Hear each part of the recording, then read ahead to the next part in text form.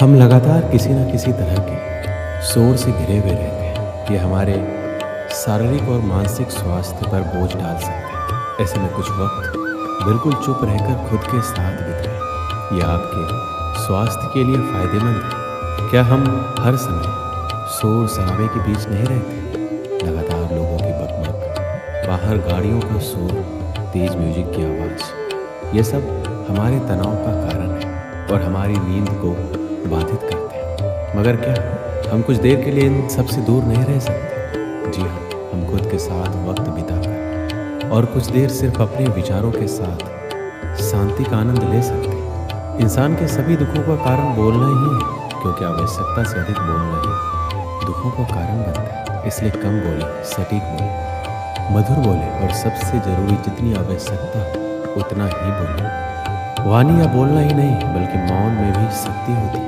यही कारण है कि धर्मों में मौन को बहुत महत्व दिया गया। श्री कृष्ण कहते हैं, सेहत से मौन का गहरा संबंध है और इससे मानसिक शांति मिलती है। मौन से विचारों में एकाग्रता आती है और रचनात्मकता बढ़ती है। इसलिए जितने भी साधु संत या तपस्वी हुए, सबने मौन रहकर और ध्यान लगाकर ही संसार में गुढ़ ज्ञानों को प्राप्त किया। हमारे जीवन में एक नहीं बल्कि बहुत सारे दुखों का कारण बोलना ही है, क्योंकि हमारी समस्या यही है कि हम चुप नहीं रह सकते।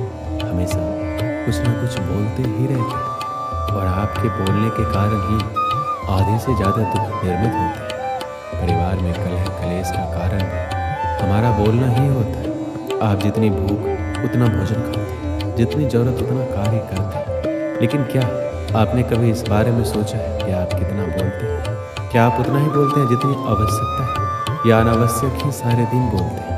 इस बारे में अकेले कभी बैठकर जरूर सोचिए कि आज आपने दिन भर में कितना बोला, क्या बोला और सबसे ज़रूरी क्यों बोला। इनमें से कितनी बातें ज़रूरी थी, कितनी अनावश्यक। मनुष्य की प्रवृत्ति ऐसी है कि अपने मन में चल रही बातों को दूसरों को सुनाना चाहता है और दूसरा भी आपके साथ ठीक वही काम करता है। ये बातें किसी अन्य या तीसरे व्यक्ति से संबंधित हो तो सुनने सुनाने का काम और दिलचस्पी से होता है। आप फिर जब कभी बैठते हैं तो इन बातों को फिर से दोहराया जाएगा और फिर इन्हीं बातों पर विचार करेंगे। ये सुनने सुनाने का माहौल जीवन भर चलता रहता है और इस तरह से आप खो देते हैं अपना समय, अपना जीवन, अपनी सोच समझ और वो कीमती पल जिसमें जिया जा सकता है, जिसमें आनंद प्राप्त किया जा सकता है। इसलिए इस सुनने सुनाने के माहौल से बाहर निकलिए। जब तक हम बाहर की ओर बोलते रहेंगे, हमारे भीतर अशांति रहेगी।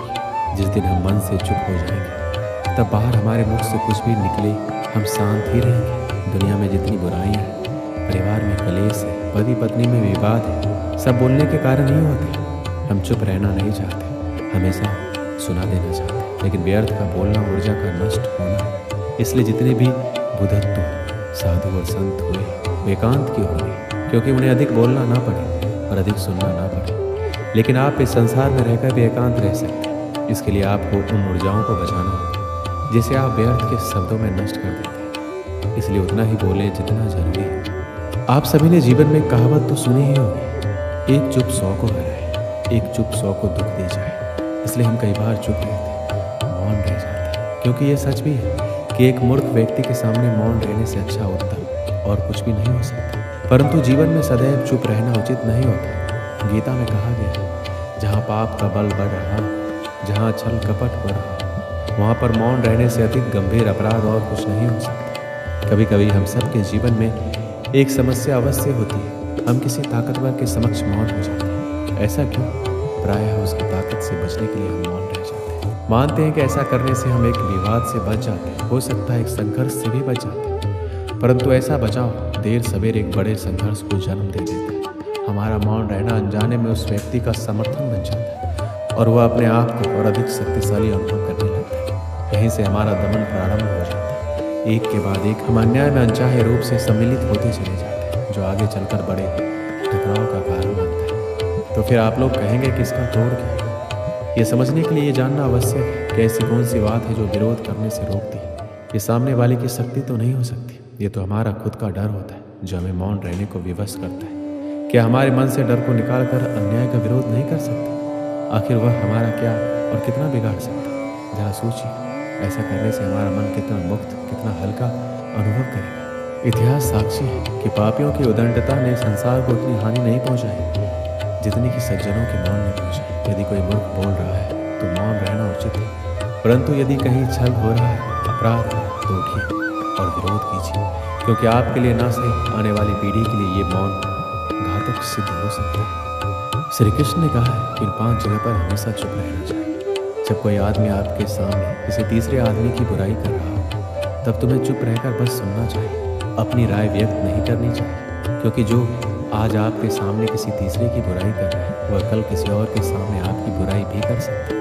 यदि आपने कुछ कहा हो, यदि आपको किसी घटना या किसी विषय पर अधूरी जानकारी है तो चुप रहना ही उत्तम है, क्योंकि अधूरा ज्ञान बड़ा घातक होता है और यह आपको हंसी का पात्र भी बना सकता है और या किसी मुसीबत में भी डाल सकता है। यदि आपको लग रहा है कि कोई व्यक्ति आपकी भावना, दुख या परेशानी को शब्दों में नहीं समझ पा रहा या वह आपको ध्यान से नहीं सुन पा रहा है तो ऐसे व्यक्ति के सामने चुप रहना ही ठीक है, क्योंकि ऐसे लोगों को आपकी भावना या दुख से कोई मतलब नहीं होता। ऐसे लोगों को अपना राज बताकर आप पछताएंगे। जब कोई अपना या कोई सगा संबंधी आप पर क्रोध कर रहा हो, आपका अपमान कर रहा हो या घृणास्पद शब्द कह रहा हो तो आपको उस वक्त चुप रहना चाहिए, ताकि सामने वाले का गुस्सा पूरी तरह से बाहर निकल जाए। आप यदि सही हैं तो आप कतई माफ़ी ना मांगें और चुप रहकर सही समय का इंतजार करें। वह खुद ही आपसे माफ़ी मांग लेगा या उसे अपनी गलती का एहसास हो जाएगा। एक समय की बात है, एक गांव में एक सफल व्यापारी रहता था। उसके पास एक अच्छी बड़ी दुकान थी और आमदनी भी इतनी थी कि गांव में सबसे ज़्यादा अमीर हो गया था। हर आदमी उससे अच्छे से बात करता और वह लोगों की बहुत मदद भी करता था। वो दिन रात मेहनत और बाकी समय में पूजा पाठ भी करता, इसलिए बहुत से लोग इज्जत करते थे। पर उस व्यापारी की एक बुरी आदत थी, वह जल्दी गुस्से में आकर लोगों से भला बुरा कह देता था, जिससे गाँव के बहुत से लोग उससे नाराज रहते। और जब वह नाराज़ लोगों को मनाने जाता तो वो लोग नहीं मानते तो उसको और गुस्सा आ जाता, वह उसको और बुरा भला कह देता। फिर बाद में व्यापारी को बहुत बुरा लगता। एक बार गांव में एक बहुत ही ज्ञानी संत आए। कुछ ही दिनों में दूर दूर तक उनके ज्ञान के चर्चे होने लगे। यह बात व्यापारी तक पहुंची। वह दौड़कर संत से मिलने पहुंचा। व्यापारी ने संत की बहुत सेवा की और अपनी सारी समस्या बताई। संत ने व्यापारी से कहा, तुम बहुत सारे कागज के टुकड़े लो और पूरे गाँव में फेंको, फिर मेरे पास आओ।